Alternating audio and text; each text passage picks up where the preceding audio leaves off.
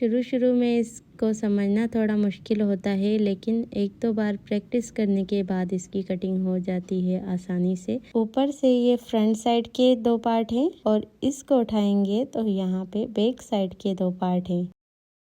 अस्सलाम वालेकुम everyone, welcome back to my channel Safiya fashion design.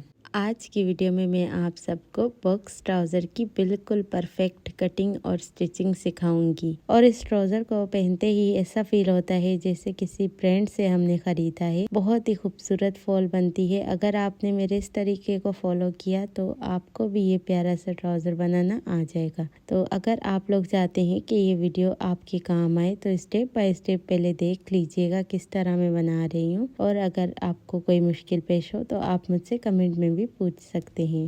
तो चलिए स्टार्ट करते हैं ट्राउज़र की कटिंग।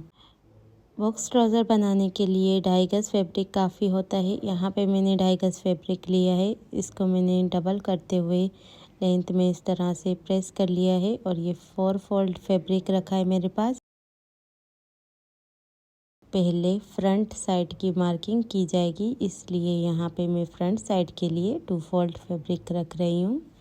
ऊपर से हमने स्ट्रेट लाइन लगा लेनी है ताकि वो रेप वगैरह ख़त्म हो सके। मैं जो ये ट्राउज़र बना रही हूँ इसकी तैयार लेंथ 35 to 36 इंच तक बनेगी। तो एक्स्ट्रा मार्जिन के साथ हम 39 इंच मार्क कर लेंगे। इस तरह से मैंने 39 इंच पे एक निशान लगा लिया है और यहाँ पर भी स्ट्रेट लाइन लगा लेंगे। अब पहले हमने 2 इंच एक्स्ट्रा लाइन लगा लेनी है जहाँ पे हमारी इलास्टिक आएगी। नेफा फोल्ड करने के लिए 2 इंच एक्स्ट्रा मार्जिन काफ़ी रहता है। इस लाइन से 13 इंच नीचे तक हमने आसन की लेंथ का निशान लगा लेना है।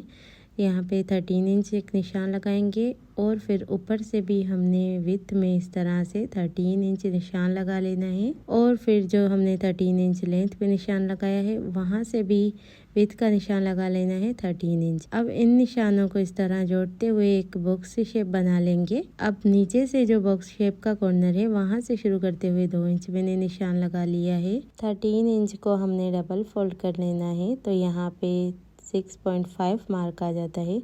तो ये जो 6.5 होता है ये हमने सेंटर के लिए यूज़ करना होगा, यानी कि सेंटर लाइन बनाने के लिए।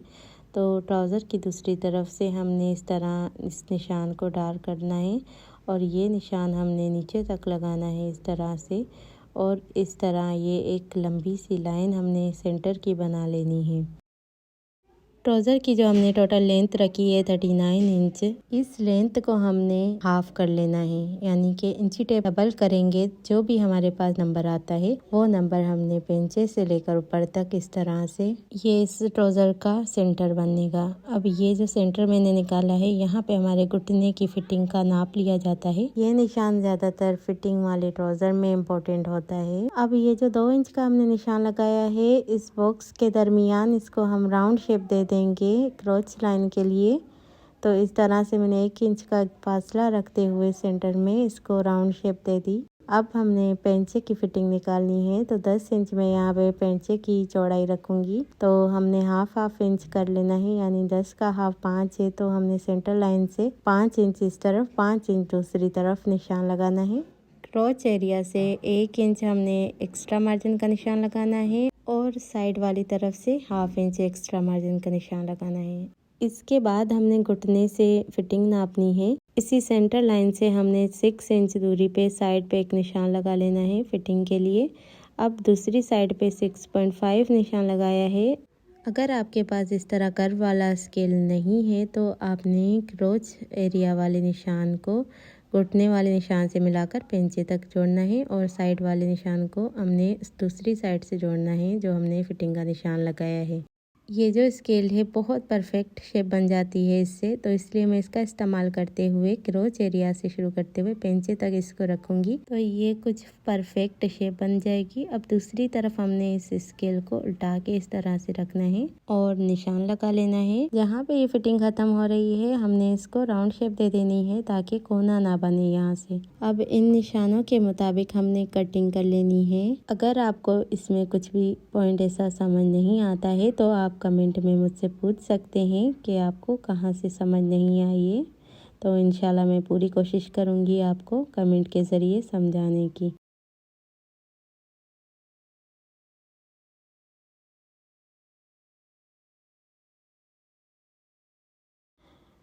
क्रोच एरिया से हमने 1/2 इंच इस तरह से शेप देनी है। 1/2 इंच हमने सिर्फ डाउन करना है। साइड से हमने कोई एक्स्ट्रा मार्जिन नहीं लेना, बस ये जो क्रोच एरिया है यहाँ से इस तरह से उरेब में निशान लगा लेंगे और बाद में मैं इसको कटिंग करूँगी, क्योंकि फ़िलहाल मैंने बैक पार्ट की कटिंग करनी है। तो ये फ्रंट पार्ट हमारा कंप्लीट होता है। नीचे पांचे से भी मैंने 2 इंच एक्स्ट्रा फोल्डिंग के लिए लाइन लगा लेनी है। यहाँ पे जिस तरह हमने फ्रंट साइड को कटिंग करने के लिए डबल फोल्ड फैब्रिक रखा है, इसी तरह हम बैक साइड के लिए भी डबल फोल्ड फैब्रिक रखेंगे। ये जो फ्रंट साइड हमारा कटिंग हो गया है, इसको हमने इस कपड़े के ऊपर यूं रखना है सेट करके, जिस तरह से हमने इसकी कटिंग की है। ऊपर से स्ट्रेट लाइन लगाएंगे और फिर 2 इंच एक्स्ट्रा बढ़ता हुआ रखेंगे इस फैब्रिक को, जो बैक साइड का फैब्रिक हमने रखा है। ये जो फ्रंट साइड का क्रोच एरिया है, यहाँ से हमने 2 से 1.5 इंच बढ़ता हुआ फैब्रिक रखना है।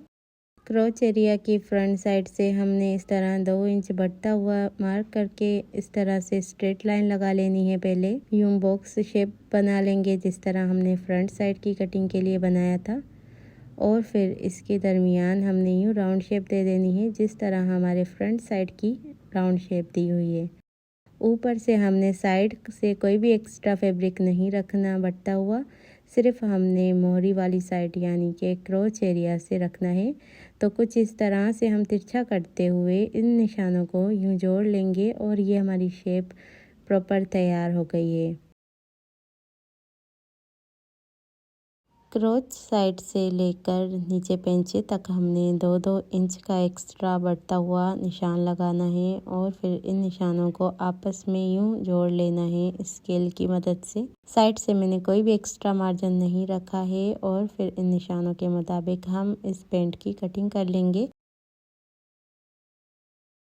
शुरू में इसको समझना थोड़ा मुश्किल होता है, लेकिन 1-2 बार प्रैक्टिस करने के बाद इसकी कटिंग हो जाती है आसानी से। मैंने इस ट्राउज़र के साथ राउंड दामन वाली शॉर्ट शर्ट बनाई है। अगर आप लोग लॉन्ग शर्ट पहनना पसंद करते हैं तो लॉन्ग शर्ट भी इस पर बहुत प्यारी लगेगी। बैक पार्ट और फ्रंट पार्ट की कटिंग हो गई है प्रॉपर, लेकिन अभी भी एक काम रहता है इसमें। पहले ये जो ऊपर से हमने 1/2 इंच डाउन करते हुए निशान लगाया है फ्रंट साइड पे, इसकी कटिंग कर लेंगे। ऊपर से ये फ्रंट साइड के 2 पार्ट हैं और इसको उठाएंगे तो यहाँ पे बैक साइड के 2 पार्ट हैं, यानी कि 2 फोल्ड फैब्रिक है। तो यहाँ पे 4 फोल्ड फैब्रिक है हमारा फ्रंट और बैक दोनों का। अब हमने इस बॉक्स ट्राउज़र पे प्लीट्स लगानी है। तो यहाँ पे फ्रंट साइड का ये जो सेंटर बना हुआ है, 7 इंच लेंथ रखेंगे प्लीट्स की और 1 इंच हम विड्थ रखेंगे, जो कि हाफ हाफ कर लेंगे इस सेंटर लाइन से। हाफ इंच को इस 7 इंच की लेंथ से यूं मिला लेना है, ये वी शेप बन जाएगा। तो इस तरह वी शेप देते हुए हम पिनटेक्स लगाएंगे कुछ इस तरीके से, और फिर इन निशानों को आपस में यूं जोड़ते हुए एक कट भी लगा लें, ताकि अगर निशान मिट भी जाते हैं तो कट होने चाहिए दोनों तरफ, जिससे मार्किंग का अंदाज़ा रहे। अब ये बॉटम है, बॉटम के लिए 2 इंच एक्स्ट्रा फैब्रिक मैंने रखा है। तो इस तरह से स्ट्रेट लाइन लगा ली। ये देखिए, ये पेंचे का मार्जिन होगा हमारे पास। एक वीडियो बनाते बनाते 3-4 दिन लग जाते हैं और फिर भी उस वीडियो में अच्छा अगर रिस्पॉन्स नहीं आता तो बहुत दिल दुखता है। अगर आप मेरे रेगुलर व्यूवर्स हैं तो प्लीज़ चैनल को भी सब्सक्राइब कर दें, लाइक भी कर दिया करें हर वीडियो पे, ताकि मुझे भी हौसला अफजाई हो कि मैं आगे भी और अच्छे से काम कर सकूं। अब मैं आपको इसकी स्टिचिंग सिखाऊंगी। पहले हम फ्रंट साइड के दोनों पल्ले उठाएंगे और इसी तरह जिस शेप में रखे हुए हैं इनको इसी तरह उठाएंगे, और बैक साइड के भी इसी तरह से हमने रखने हैं। अगर आपके ट्राउज़र में उल्टे और सीधे फैब्रिक का कोई इशू नहीं है तो आप इसी शेप में रखते हुए ही फ्रंट साइड के आसन को जोड़ लें। वैसे भी जब निशान लगाए जाए ना, हमेशा उल्टी तरफ ही लगाए जाए, यानी कि कपड़े की जो रॉन्ग साइड होती है, क्योंकि अगर फ्रंट साइड पे हम निशान लगा लेते हैं तो कोई कोई चौक ऐसे होते हैं जो दाग छोड़ देते हैं, इससे हमारा सूट भी खराब हो सकता है। मैं आजकल ये वाइट चौक इस्तेमाल कर रही हूँ, जिसके निशान आयरन से मिट जाते हैं। लेकिन अगर आपके पास ये अवेलेबल नहीं है तो आप चूने वाले चौक का इस्तेमाल करें, उसके निशान भी बहुत जल्दी मिट जाते हैं, क्योंकि वो बोर्ड पे लिखने वाला चौक होता है। फ्रंट और बैक साइड के दोनों आसन को मैंने जोड़ लिया है इस तरह से। अब हम इसको ओपन करेंगे। ये फ्रंट पार्ट की सीधी साइड है, कुछ इस तरह से मैंने इसको सिलाई किया है। अब यहाँ पे ये जो बैक साइड है इसकी भी सीधी साइड आप देख सकते हैं। दोनों के मैंने आसन इस तरह से जोड़ लिए हैं। अब हमने इन दोनों को आपस में अटैच करना है।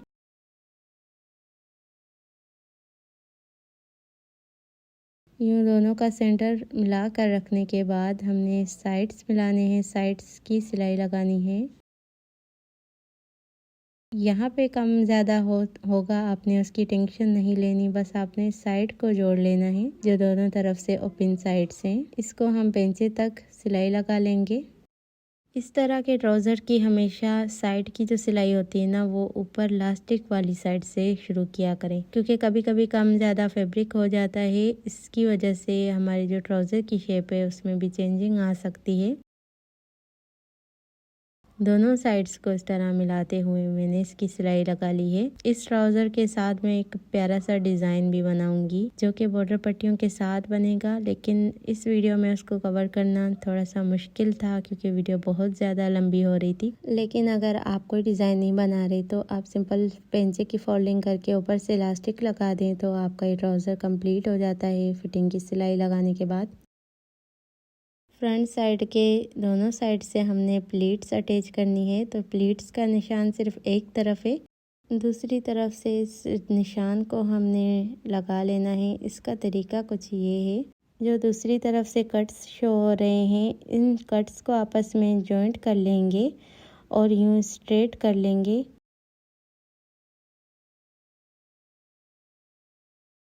बिल्कुल स्ट्रेट करने के बाद हमने इस तरह हाथ की मदद से इसको प्रेस कर लेना है ताकि दूसरी तरफ से भी इस प्लेट्स का निशान आ सके। अब यूँ इन कट्स को जोड़ते हुए यूँ वी वाली शेप में हमने पिनटेक्स लगाना है।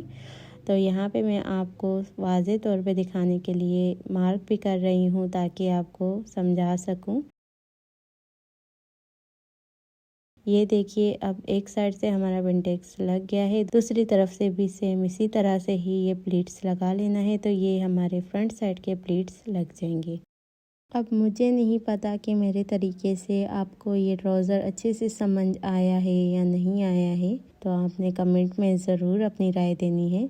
इस डिज़ाइन को मज़ीद खूबसूरती देने के लिए मैं बॉर्डर पट्टियों का इस्तेमाल करते हुए इसको और भी खूबसूरत बनाऊंगी, लेकिन एक वीडियो में ये कवर करना मुश्किल है। तो अगर आप लोग ये डिज़ाइन सीखना चाहते हैं तो इंशाल्लाह नेक्स्ट वीडियो में मैं आपको इसका तरीका प्रॉपर सिखाऊंगी और लास्टिक भी लगाना मैं आपको सिखाऊंगी उसी वीडियो में। लास्टिक को लगाने का तरीका भी बहुत आसान है। अगर आप लास्टिक लगाने का तरीका सीखना चाहते हैं तो इंशाल्लाह नेक्स्ट वीडियो का वेट करें, बहुत जल्द अपलोड करूँगी।